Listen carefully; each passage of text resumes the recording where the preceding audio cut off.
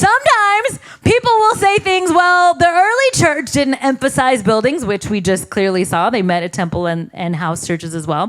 The early church, we like to say, didn't emphasize buildings. So why does the American church have to?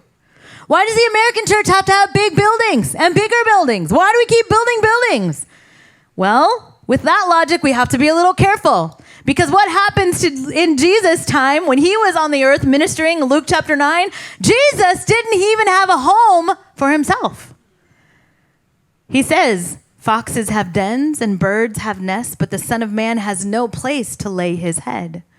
Meanwhile, most of us who are trying to model our lives after Jesus, most of our money, most of your greatest spending is going where?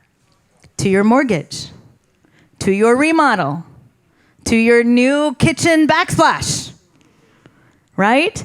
So do we apply the same logic? Churches having buildings, do churches need building? Well, do we need personal homes? Jesus didn't have one.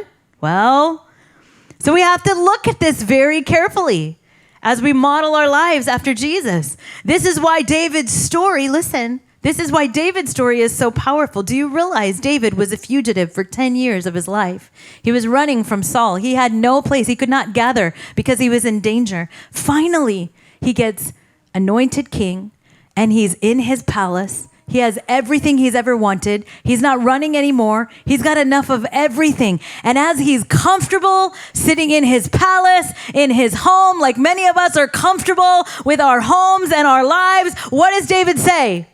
Here I am, living in a house of cedar, while the ark of God remains a tent. While it remains in a tent. You see, David remembered how awful it was to not have a place, a sacred space, a building, a temple to go worship at. Psalm 84 says, my soul yearns. These are David's words. My soul faints for the courts of the Lord. My heart and my flesh cry out for the living God.